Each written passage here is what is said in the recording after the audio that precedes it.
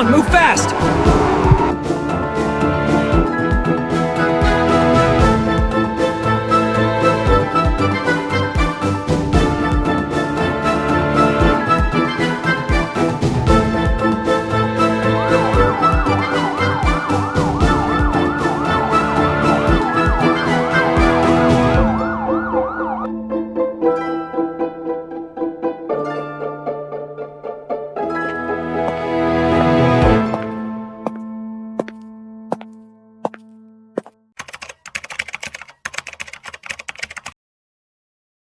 Las Vegas, the city of pleasure and corruption, the gambling capital of America, is home to the largest casinos in the world. These casinos have only one goal: to extract money from people by every possible means. Many lives have been destroyed in this city. All of these casinos have complex security and surveillance systems, sometimes even surpassing governments and banks. All these systems have a single purpose: to prevent cheating and ensure the casino maximizes its profits. But one man decided to challenge the entire city. He managed to penetrate all the systems and security measures set by the casinos, becoming the greatest fraudster in the gambling world. Hello everyone, this is Mr. Vera. Today's story revolves around gambling. Of course, gambling is one of the greatest prohibitions in Islam. But globally, the gambling industry is one of the sectors most associated with pure evil. The sole aim of casino owners is to amass as much money as possible, often destroying lives in the process. So, when someone tries to cheat or steal from them, you almost feel like cheering them on, even though that person obviously has their own personal issues. This is the person we meet in today's story, Eric Morikawa, an American of Japanese descent. In 2000, Morikawa moved to Las Vegas, known as the gambling capital of America and even considered by some as the gambling capital of the world. He didn't move there to gamble. Instead, he moved to work in construction. At that time, hotels, casinos, and tourist attractions in Las Vegas were rapidly expanding, creating many opportunities in construction. Morikawa established a small contracting company and started hiring workers for various projects, some small and some large. One day, after a long and exhausting day of work, Morikawa went to a game hall to play billiards and snooker to relax. There, he met a man named Jeremy Lewis. They started talking and became acquainted. Morikawa learned that Jeremy was looking for work, but his criminal record was a major obstacle. Any employer who checked his background would see charges related to drugs and forgery, as well as multiple arrests. Most employers would refuse to hire him, even for low-paying or simple jobs. Jeremy confessed to Morikawa how difficult it was to find work and how he was willing to do anything to earn a living. Morikawa, seeing Jeremy's determination, decided to hire him in his small construction company and teach him the trade, as long as he worked hard. Jeremy eagerly agreed and promised to meet Morikawa's expectations. He worked diligently, the business grew, and their friendship strengthened over the years. Everything was going well until 2004. When the construction and real estate market in Las Vegas collapsed, demand plummeted. Many contracting companies, including Morikawa's, struggled to survive. They barely managed to cover expenses and had to take loans and debts, sometimes working far from home just to make ends meet. One day, while returning from work with Jeremy, they saw a billboard advertising a casino. It read, "Are you ready to win big?" Next to it was a large circular chip labeled $5,000. These chips are the casino currency. Before gambling, a player must exchange cash for chips. Chips come in denominations of $1, $5, $25, $100, and even up to $100, $5,000, or $25,000. Each casino has its own designs and colors, but generally, the chips are circular, colored, and marked with their value. Morikawa turned to Jeremy and asked, "Do you think making chips like these would be difficult?" Jeremy thought for a moment and said, "It doesn't seem too hard. They're just plastic with some colors and a number." "What are you thinking?" Morikawa replied. "Look at our situation. Work is scarce. Debts are piling up. I keep thinking about ways to make money, and sometimes the ideas feel wrong. wrong, but tempting. Jeremy smiled. His criminal past and experience with forgery came flooding back. He immediately understood Morikawa's idea. They would attempt to counterfeit casino chips. At first, Morikawa hesitated. He had lived a law-abiding life, earning money honestly, but thinking about his family, debts, and the fact that casino owners were exploiting people, he convinced himself, why not steal from thieves?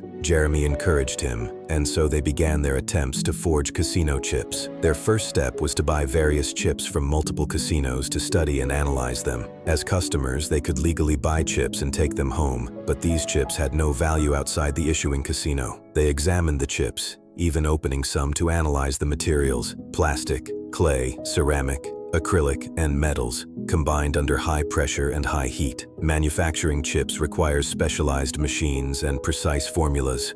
Without them, creating authentic-looking chips is nearly impossible. Being skilled in construction, Morikawa tried using cheaper machines and materials to make fake chips. They managed to match the weight and feel of real chips, but failed at the sound. Real chips make a hollow plastic noise, while their fakes sounded heavy like pebbles. Despite repeated attempts, they realized they couldn't replicate the chips entirely from scratch. Morikawa then had an idea. Instead of creating a $100 chip from scratch, why not modify a $1 chip? After all, both had the same material, weight, and feel. The only difference was color and printed number. Step by step, they perfected the process, removing the original printed number using heat and water, painting the $1 chip the color of a $100 chip, reproducing side stripes with tape and spray paint, and creating a printed center using a scanner, printer, and glossy plastic paper. They even reproduced UV markings using invisible ink, making their counterfeit chips nearly indistinguishable from the real ones. They produced 3 $100 chips and tested them at the Green Ranch Casino. Jeremy, with his criminal experience, confidently exchanged the fake chips for $300 cash from the cashier. Morikawa, waiting in the car, nervously watched. They drove away, exhilarated by their success. Encouraged, they continued producing more counterfeit chips, experimenting with different colors and designs to match various casinos. They eventually forged chips for 8 major casinos in Las Vegas. To avoid suspicion, they used the chips in actual casino games before exchanging them for cash. They carefully navigated cameras and casino staff, buying chips from the table dealer,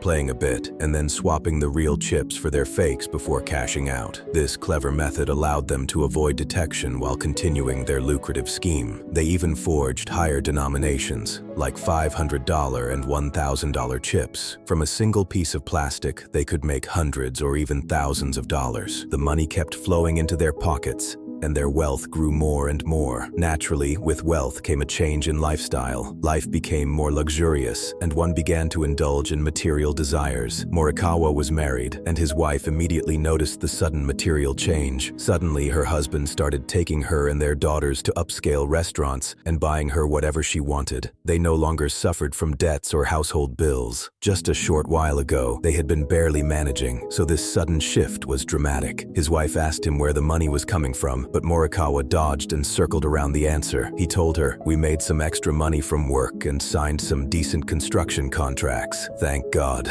The doors of fortune have opened." Morikawa kept telling his wife that the money came from his construction company. He sensed that his wife was suspicious, but she had become one of the biggest beneficiaries of this new wealth, buying luxury brands, bags, and shoes. Over time, she stopped pressing to know the source of the wealth and simply went along with it. For 3 months, Morikawa continued making fake chips while his family and wife enjoyed their newfound fortune. On the other hand, his partner, Jeremy, took things to a different level. Jeremy completely indulged in his desires, renting luxurious hotel suites the size of houses, in a famous Las Vegas hotel called the Riviera, paying up to $1,000 per night. In 2005, $1,000 had much more value than today. Jeremy indulged in every form of vice in these hotels, bringing drugs, alcohol, women, and constantly hosting parties and late-night activities. Morikawa would sometimes see him with red eyes and dark circles from sleepless nights, spending all his time drinking and using substances. One day, while they were working on some fake chips, Morikawa overheard Jeremy speaking loudly on the phone, as if arguing. It was clear from Jeremy's tone that he was talking to a woman, and the argument seemed to be about money. Jeremy was telling her he had already given her more than she deserved, and she had no right to ask for more. Morikawa was surprised and approached Jeremy to understand what was happening. Jeremy, embarrassed, hung up and admitted, "I got myself in trouble." When Morikawa asked what was going on, Jeremy explained, "I met this girl, and now she's threatening to report us to the police unless I give her money." Morikawa, in disbelief, asked sharply, "How could you tell her about our work? You're crazy. Even my wife doesn't know. How could you tell a stranger?" Jeremy had no answer, staring at the ground like a guilty child. Morikawa realized the only option was to pay the woman to make her stop. They ended up giving her around $10,000. If the situation had ended there, things might have been fine, but Morikawa knew she would become greedy and demand more. Sure enough, a few days later, she returned, demanding a larger sum. Morikawa had no choice but to pay again, clearly telling her this was the last payment. He warned her that no matter how much she threatened, they would not give her anything else. His approach seemed to work, and after that, she stopped contacting them and made no further demands. Morikawa assumed she had enough money and would remain silent. With the distraction handled, Morikawa and Jeremy returned to work, continuing their routine of making fake chips and exchanging them for cash daily. On April 1st, 2005, Morikawa heard a knock on his door. He opened it to find a man in a suit, politely asking him to retrieve a ball that his son and friends had thrown into Morikawa's backyard. Morikawa said, "Of course, no problem, I'll go get it." As Morikawa turned his back, the man suddenly entered, grabbed him, and restrained him. Additional armed men emerged from the bushes and entered the house. They were government agents from the Nevada Gaming Control Board, a government authority overseeing gambling. Las Vegas and Nevada have specialized security agencies exclusively dealing with gambling due to the industry's massive size. Apparently, the woman who had blackmailed them was unhappy with Morikawa's approach,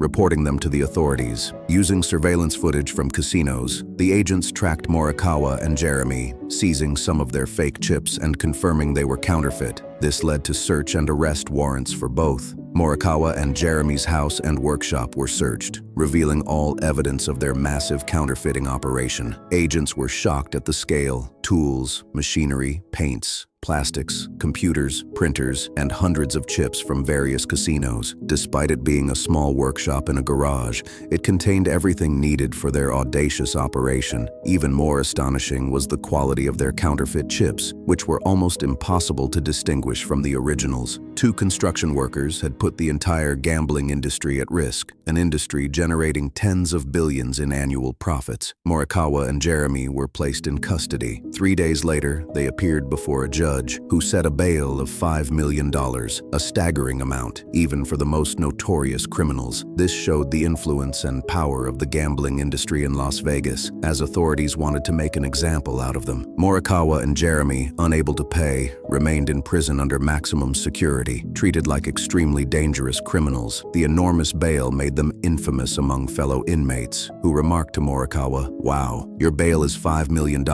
So of course, you must have done something terrible, a real disaster." Imagine their shock when they realized he was just forging casino chips. The high bail made the other prisoners notice them. Some prisoners pointed out another inmate whose bail was even higher than theirs, and through that, Morikawa got to know this inmate. This other prisoner turned out to be Russian and had connections with some dangerous Russian gangs, which explained his high bail. Morikawa wasn't used to mixing with this type of people, but he soon adapted. He began interacting with the Russian prisoner, sharing stories about how he and Jeremy had forged the chips and robbed casinos. The Russian gangster was impressed by the story. He liked the idea and felt Morikawa had discovered a gold mine. He became interested and kept asking for more details. Eventually, he said, "Brother, I'm interested in going into business with you. I feel like you're smart and capable. How about when we get out of here, we meet and discuss business opportunities together?" Morikawa was a little surprised by the proposal. He wasn't someone who thought about getting into business with actual gangsters, so he replied jokingly, "Okay, sure, we'll see when we get out." Several days passed. Morikawa and Jeremy were still in jail. Morikawa managed to hire a strong lawyer who specialized in defending criminals like Jimmy and Peter Colsol or Breakbad. The lawyer managed to file a bail appeal and succeeded in reducing Morikawa's bail from $5 million to $12,000. This was possible partly because Morikawa had a clean record,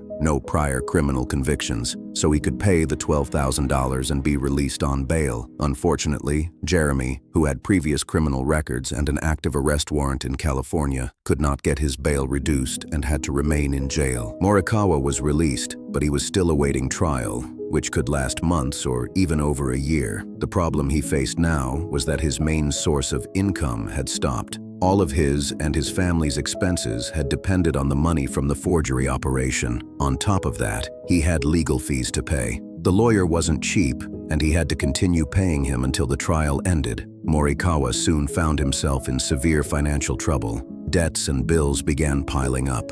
Even after selling many of his possessions, he couldn't cover his expenses or secure a new income. By 2006, with mounting debt and desperation, Morikawa saw no other option but to contact the Russian gangster he had met in jail. The Russian had also been released during this period. They met, discussed potential business opportunities, and the Russian asked Morikawa to teach him how to make counterfeit chips. Morikawa was hesitant. He knew that if he got caught again, it would be far more serious than the first time. He was already on bail and facing trial, but due to his financial struggles, he had no choice. Eventually, Morikawa and the Russian reached an agreement. Morikawa would train the Russian and his men in making counterfeit chips, but the Russians would handle the entire operation themselves, producing the chips, going to casinos, gambling, and exchanging the chips for cash. Morikawa's role was strictly to train them, and in return, he would receive 25% of the profits. This way, he wouldn't personally risk going into casinos. Morikawa began training the Russians, sometimes in his garage workshop and sometimes at their location. He always tried to be cautious, taking side streets and checking for anyone following him. After training them for a while, he felt they were competent enough to start the operation. The Russian gang began forging chips using Morikawa's methods. They would gamble at casinos and exchange the counterfeit chips for cash. However, they were not as skilled as Morikawa. Even after training, the quality of the chips they produced was inferior. They lacked the craftsmanship and precision Morikawa had, coming from a construction and contracting background. During their operations, a casino employee noticed that some of the chips were counterfeit. Placing them next to genuine chips, he noticed differences in color and line patterns. He reported it to management. Upon closer inspection, it was confirmed that the chips were fake. The authorities were alerted, and the Gaming Control Board sent agents to investigate and track the people involved. By checking surveillance cameras, they identified several members of the Russian gang. It became clear that this was a larger, more organized operation involving multiple people. Although they weren't certain of Morikawa's involvement, they suspected that he and Jeremy were the masterminds capable of producing such high-quality counterfeit chips. Since Jeremy was still in jail, Morikawa became the main person of interest. Surveillance showed that Morikawa was sometimes training the Russians in his garage. Authorities realized he was the leader behind the operation. They decided to raid his house to catch him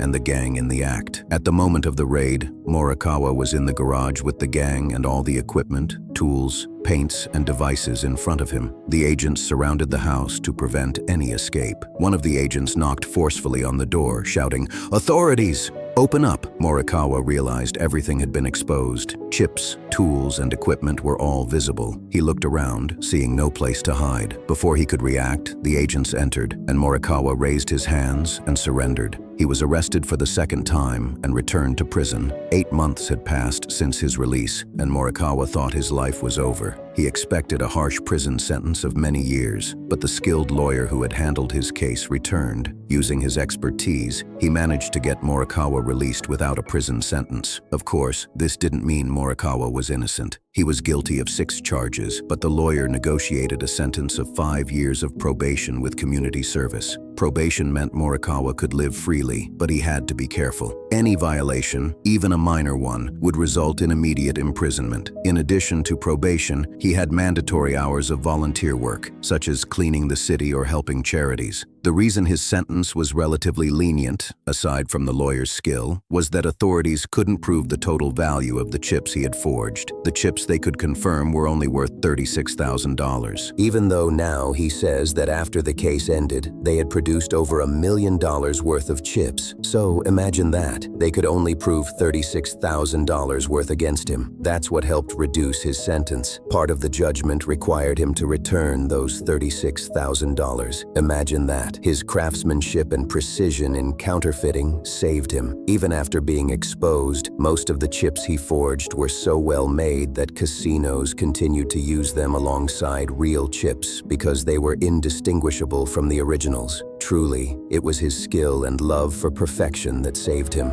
If authorities had gotten hold of all the chips he forged, he would have been in serious trouble. Morikawa now says he is reformed and would never attempt something like that again. He admits the money was sweet and easy, but it's not worth risking your life and your family's life for it. As for his partner Jeremy, he served several years in prison due to previous cases. Morikawa's story was like a wake-up call for casinos and their chip systems. After this case, all major casinos added a small electronic chip called RFID to their chips. Today, every chip in any casino has one of these chips. Its purpose is to identify the chip, its value and type, and it can even track its location within the casino. Casinos now use scanners designed for these chips, placed at tables and cashier stations. These scanners instantly detect the embedded RFID chips, showing their real value and quantity. So even if someone, like Morikawa used to do, took a $1 chip and altered it to make it look like $100, these scanners would detect that its actual value is $1. Nowadays, it's nearly impossible for anyone to counterfeit chips successfully. Morikawa essentially ruined the game for anyone else attempting it. But that doesn't mean the door is completely closed. We live in a technological era, and every system has vulnerabilities. Who knows? Maybe in the future we'll hear a story about someone who managed to hack these chips and produce counterfeit ones again. And with that, we've reached the end of our story. I hope you enjoyed it. If you liked it, don't forget to hit the like button. If you're not subscribed, subscribe to the channel and turn on the notification bell. You can also check out other entertaining stories we've shared before. Thank you for watching, and I'll see you in the next video. Goodbye.